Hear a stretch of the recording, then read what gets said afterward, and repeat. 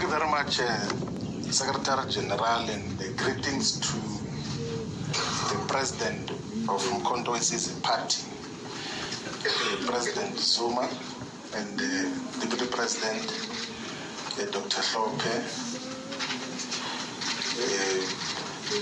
the Secretary General, Dr. Maseko, the Treasurer General, Commander Menzi, the National Chairs, and the Deputy National Chair is Commander Sibilwan, and the DSG is Commander Nomuzi. We are here in the press conference of Mkhonto Wesizwe Party to announce the structures of Mkhonto Wesizwe Party. That is the primary purpose, a party which we voluntarily have joined, and for correct reasons. When we were speaking in the other platform, we made a plea for avoiding of mischaracterization of an otherwise correct and revolutionary decision and act to join Mkhonto Wesizwe Party.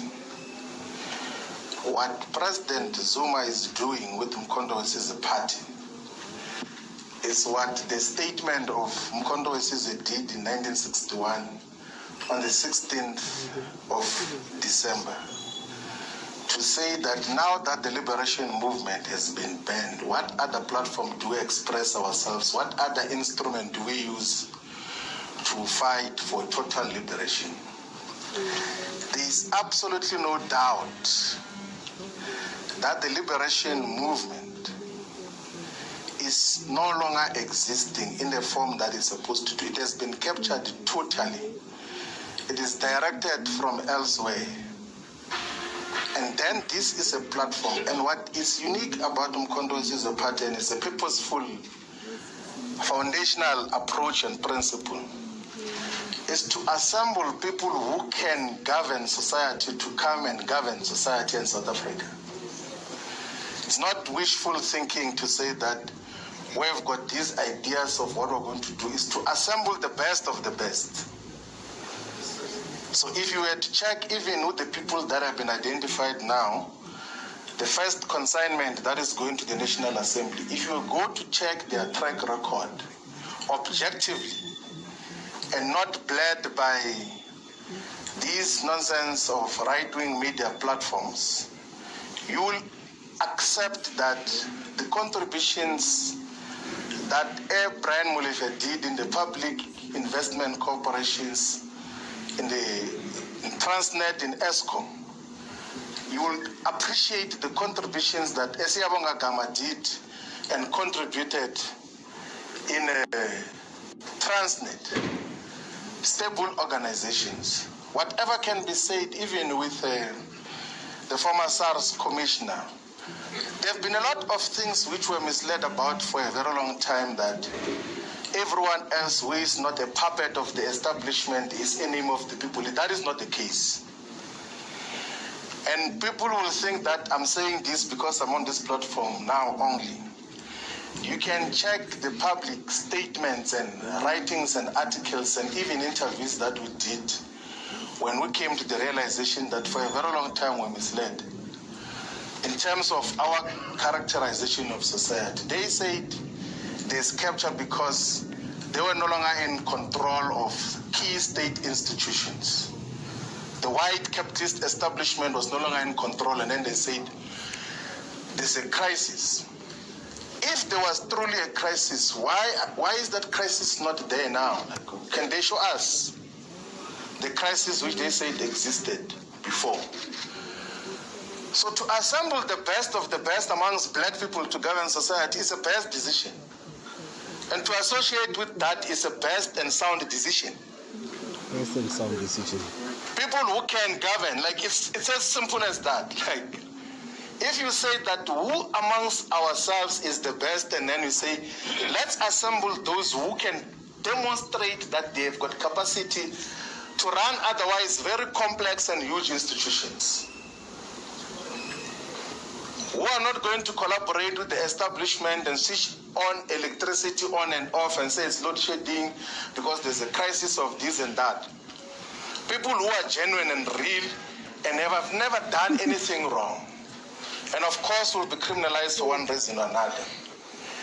I agree that we should unite all the progressive forces into common agenda, because this thing of small unviable political parties is not sustainable for the future of black people in South Africa.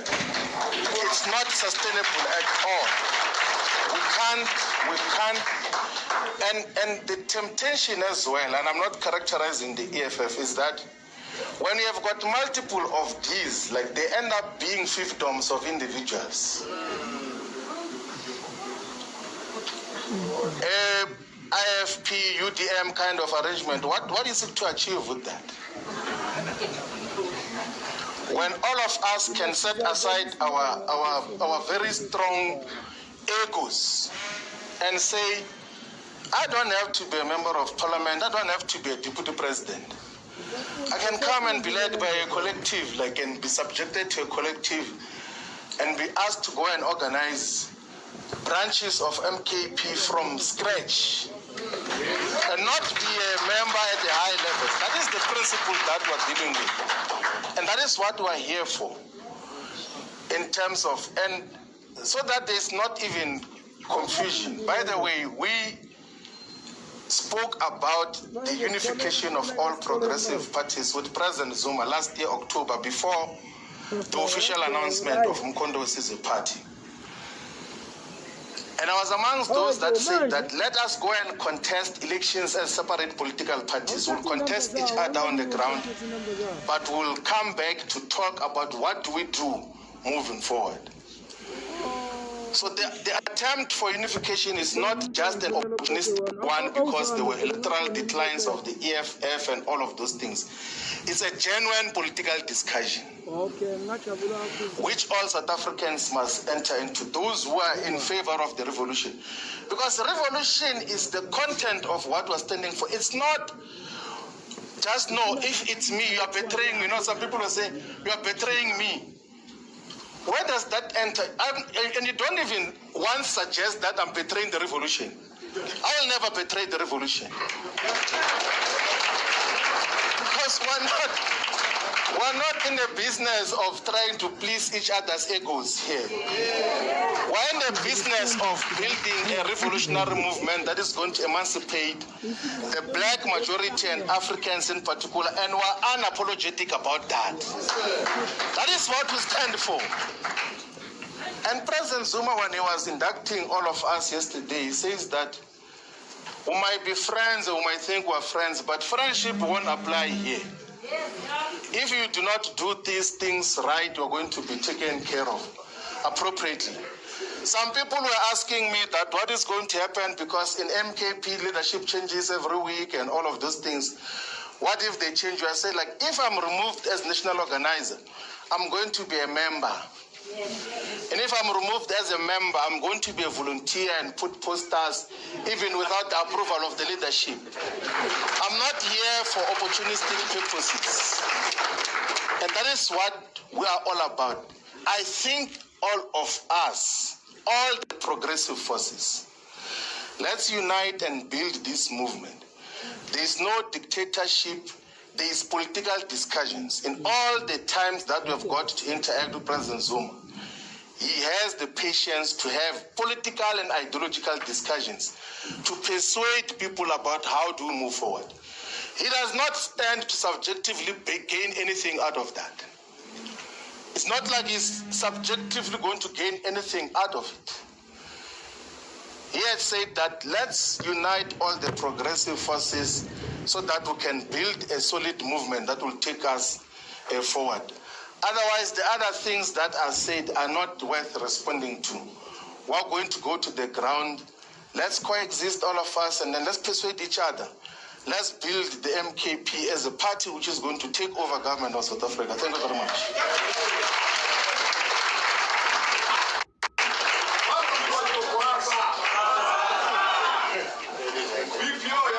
Amanda!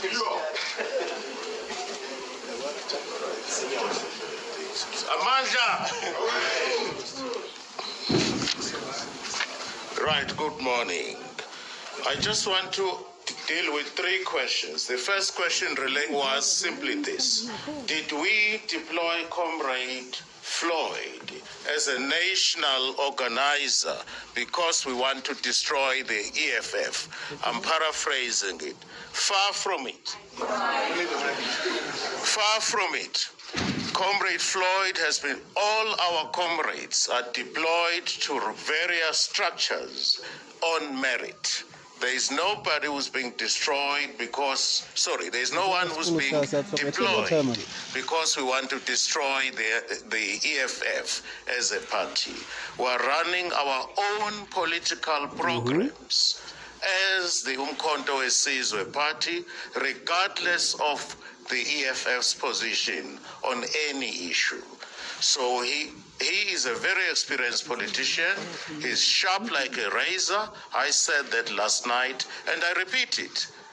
He is sharp like a razor, and he would no doubt play a very important role as far as the MK party is concerned going forward. I've dealt with that. The second question relates to comrades of the MK party who were expelled and who are now taking legal action against the MK party. That matter is sub judice. As a matter of law, we do not comment on cases that are pending before court. All I can tell you is this. They have every right, just like any one of you here has any right to take anyone to court. You can make all kinds of allegations. At the end of the day, it is a judge sitting alone in his or her chambers who will decide the case on the 3rd of September. We are glad that the hearing date has been expedited and the matter will be finalized very soon. The other question related to a case, I think it's a case that has been opened against the president by Mr. Jabulani Khumalo, and I think there are allegations of fraud that have been leveled. Mr. Khumalo, similarly, like any human being walking the surface of this earth, has a right to open a case against anyone that he chooses to open a case against. It is unwise to comment on the allegations that have been made by Mr. Khumalo in his court papers, which allegations have been leveled against the president of Umkhonto weSizwe party. We do not, as a rule, comment on matters that are pending before court. It is completely unwise, and we do not do that as a matter of policy and as a rule. Thank you very much.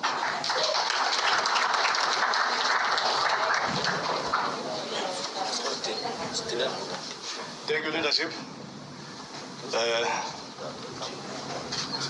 Floyd was asked a question. He delivered an organizing speech. I'm telling that the last time you were speaking, you were resigning. Today we are welcoming forces into. Let's come this side, colleagues. We'll take you 1, yes, and then 2, 3, 4, 5. I'll come.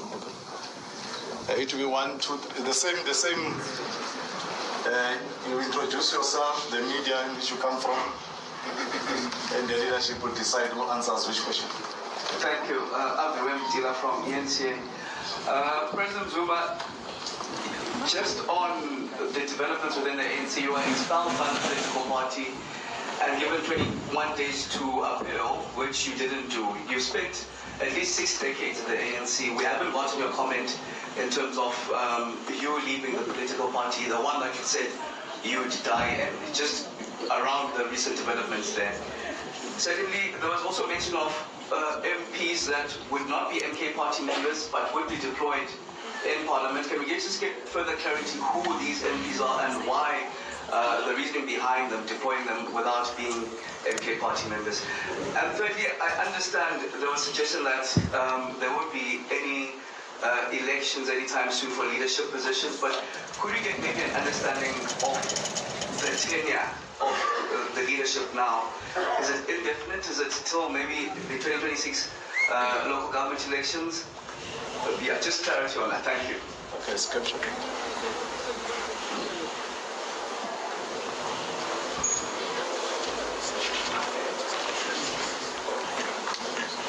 Thank you very much. My name is Zianda Mbobo from Newsroom Africa. This morning, a briefing was held by those expelled members, and in essence, they've mentioned the names of Duduzile Zuma.